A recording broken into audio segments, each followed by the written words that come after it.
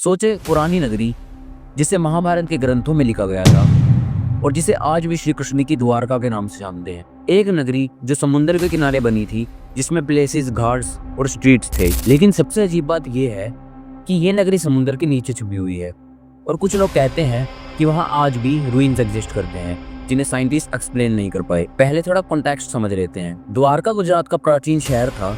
महाभारत में लिखा है कि श्री कृष्ण ने यहाँ अपनी राजधानी बनाई। प्लेसेस, गार्ड्स और हर तरह के इंफ्रास्ट्रक्चर डिस्क्राइब किए गए हैं। लेकिन क्या ये सच में एग्जिस्टेड था? ये सिर्फ लेजेंड था। 1970s में मैराइन आर्कोलॉजिस्ट ने सोलर और डिवाइन के थ्रू कुछ ऐसे स्ट्रक्चर डिस्क्राइब किए जो नेचुरल फॉर्मेशन नहीं रखते। Streets, rectangular buildings, circular foundation और सबसे अजीब बात, कुछ स्टोन्स जो 5000 साल पुराने थे। कार्बन डेटिंग से कंफर्म हुआ कि ये महाभारत के एरा के आसपास का है। आप सोच रहे होंगे कि ये सब कैसे सर्वाइव कर गया। ओशियन करंट्स, फ्लड्स और टेक्टोनिक एक्टिविटीज के बावजूद रिसर्चर्स कंफ्यूज हैं और यही क्यूरियोसिटी आपको आगे ले जाएगी। आप क्या सोचते हो? कमेंट में बताओ। चलिए अब बात करते हैं 1970s की डिस्कवरीज की। डाइवर्स ने सोनर से स्ट्रक्चर डिटेक्ट किए। Rectangular stones arranged like streets, circular formations, ये क्लियरली मैन मेड लगते हैं। साइंटिस्ट भी हैरान हो गए। कार्बन डेटिंग का रिजल्ट ये था कि कुछ स्टोन्स 5000 साल पुरानी थे। इंस्क्रिप्शंस और कर्विंग में संस्कृत और कुछ अननोन सिंबल्स मिले। रिसर्चर्स ने कहा कि ये आज भी डिशिपेयर करना मुश्किल है। ये सब बता रहा था कि यहाँ कोई पुरानी सिटी एग्जिस्टेड थी। और ये सिर्फ स्ट्रक्चर्स नहीं थे, कुछ आर्टिफैक्ट्स भी मिले जिसमें एंशिएंट मेटलर्जी के ट्रेसेस थे। मतलब ये नगरी एडवांस सिविलाइजेशन की तरह प्लान की गई थी। आप क्या सोचते हो?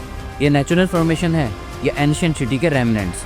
कमेंट में बताओ। सबसे इंटरेस्टिंग पॉइंट, स्टोन्स का अलाइनमेंट करंट के अपोजिट था, जैसे कोई एनर्जी स्ट्रक्चर्स को प्रोटेक्ट कर रहा हो। साइंटिस्ट के पास इसका एक्सप्लेन नहीं था। लोकल फिशरमैन की रिपोर्ट्स भी काफी इंट्रिजिंग है। कभी कभी अंडर वाटर रूइंस से फैंट लाइट्स और टेंपल बेल साउंड सुनाई देती है। लोकल लेजेंड्स कहते हैं कि द्वारका को कभी फ्लड ने डिस्ट्रॉय नहीं किया, बल्कि करंट्स और सेडिमेंट लेयर्स ने उसे प्रिजर्व कर लिया। फिशरमैन और डाइवर्स की रिपोर्ट से कंसिस्टेंट हैं। स्ट्रेंज लाइट्स, अनयूजुअल रिफ्लेक्शंस और mysterious vibration in under water.